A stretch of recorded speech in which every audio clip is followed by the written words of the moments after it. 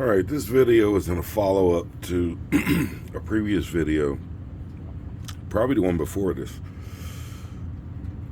This may mean something, it may mean nothing, but I want to know what you guys think, because I've had a lot of master plumbers come to this YouTube channel. And again, I will emphasize, the reason for our YouTube channel was for the client. It wasn't to make money on YouTube. It wasn't to monetize. It was just to share information, mainly for the clients. But we've had a lot of great people stop by and make comments. We had a big video on trapware, whirs, and this is the whir. So I decided, previous video, I saw this trap that was purchased. And I noticed there was a difference between the way the trap looked. So for example, I went and got this trap that I had. And if you can see here, here's where I noticed the difference. It's straight here. And this is the inlet. But on this trap, this is the inlet. And this shape is over here on the outlet. So I wanted to know, why is this straight up and down on this line trap? We call a line trap or a P-trap, right? Socket P-trap. And the sweep comes in here, but on this one, it goes straight. So I don't know if it's a manufacturing thing. I'm getting answers that it doesn't make any difference from mostly people who are laymen. And you can see from the video, I'm not going to say any manufacturing names. This video is not to promote or knock any manufacturer. I'm curious in the engineering as to why. I know why, in my head, this makes a good trap, or it makes sense to me. I can understand water flow. If you ever did any work with flow dynamics like I have, you can see it. Here I got a bigger trap. This is a 4-inch trap, and if I turn this way, you'll see the same design, right? The sweep, this is the inlet, the water comes here, this is the outlet. On here, inlet, outlet. On this trap, it's reversed. So I'm curious to see what everyone thinks. I'm going to do a couple videos on this. And for the answer I got that, hey, it don't make no difference. You know, you take a U-bend and you stick a street element, you got a trap. Who cares? It's a U-bend. Well, I was taught differently. I got some shadows in this video, but that's okay. We're trying to get a point across here. So I went to one of the manufacturers, and here is a line trap, as we call. Okay. Put these two side by side like this. So this is a line trap. The first thing I noticed was the specs here. On this P-trap, this manufacturer is called, not going to name the manufacturer. These guys are good. I've called them when I had big projects and engineering spec issues and questions, and they actually have an engineer employed that I talked to. So I'm not going to say the name of this manufacturer, but I'm going to put some links in the video. I'm really curious to see what the other master plumbers out there are thinking. So the first thing I noticed, this is a socket trap, or what we call a line trap. That would be this guy, right?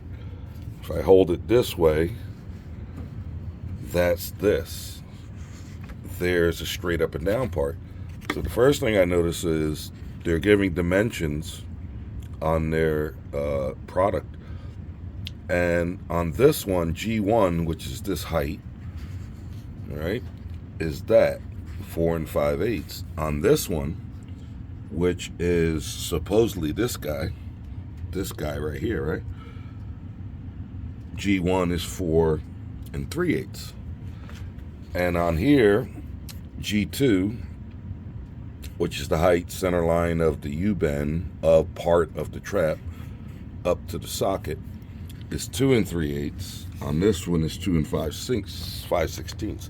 So if you're a stickler, and I guess I'm too much of a stickler, most master plumbers are crazy about dimensions, because the same way we had that video way back about trap wear, if you're an 1/8 inch off, you could fail.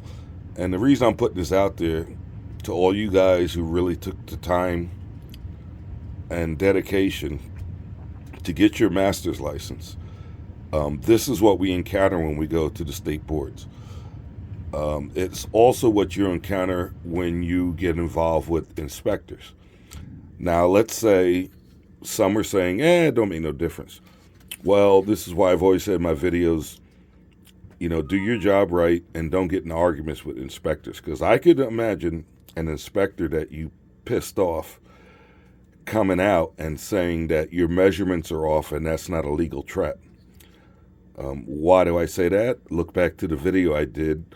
I don't know if I can find it, on trap wearers or wears. Wears is spelled the reverse of the alphabet. Remember, I before E except after C, but wear is spelled W-E-R.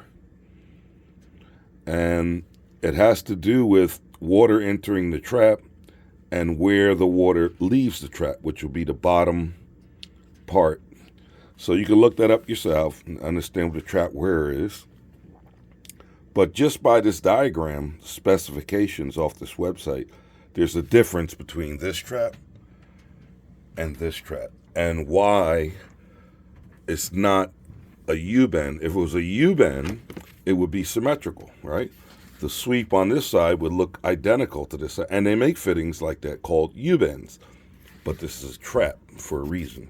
So anyway, I'm starting this, and going back, if you look in the code book, you won't find too much about that shape. You'll find that traps, when I got my license, some of these traps were prohibited.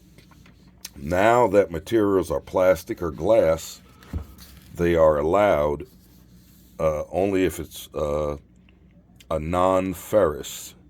And the reason is they call a drum trap, for example. We used to find drum traps in lead under tubs, but they were all mechanical. And they still are. But now that the materials have changed, you'll find a drum trap, as an example, in a beauty parlor under a sink. So I understand the changes in the code there, but really this video is about P-traps. I also got I mentioned an LA trap in a previous video. LA traps, from what I understand, are dealing with up to 1.5 inches. This is 2 inch. That's a 4 inch. So the water behaves differently in different diameters. It kind of behaves the same, but a little different when you jump up from 1.5 inches, which is what we used to call waist trap, the plain old P-trap under a sink. An 1.5 inch trap under a sink is not the same animal as a 2 inch trap. Not 100%. But anyway, leave your thing in the comments, because I'm actually going to the manufacturer of all these. And when I ask them, why do you have a specific shape here? If the answer I'm getting is it doesn't make any difference, then you could just take a U-bend and stick it in there. A U-bend and a street L. Now, I know better, because this is a what we call a line trap. If you took a U-bend and a street L and stuck it together, it would not look like this. And those distances would change. Those specs would change. This spec would change. And yeah, it's, 4 5/8, and let's see what this was 4 3/8. It's 1/8.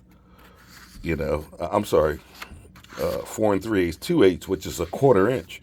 You could actually see that if I hold these two traps together. So here's the one I think I'm not going to use, and here's the other one. So if I line up the output, see the difference? And there's your 3/8, or I'm sorry, 1/4 inch. If I go about like that, there's your 1/4 inch. So again, maybe doesn't make any difference, but again, I could see some inspector. Imagine you went to a edifice, you installed 1,000 of these, and you were okay, and the guy was really a stickler and went technical on you. You would not have a good day. That's why I say, you know, the inspector, plumbing inspector, is your friend. I've met all kinds, and if you start getting technical with them, you better make sure you're right on the money. All right, there'll be another video on this, so see you.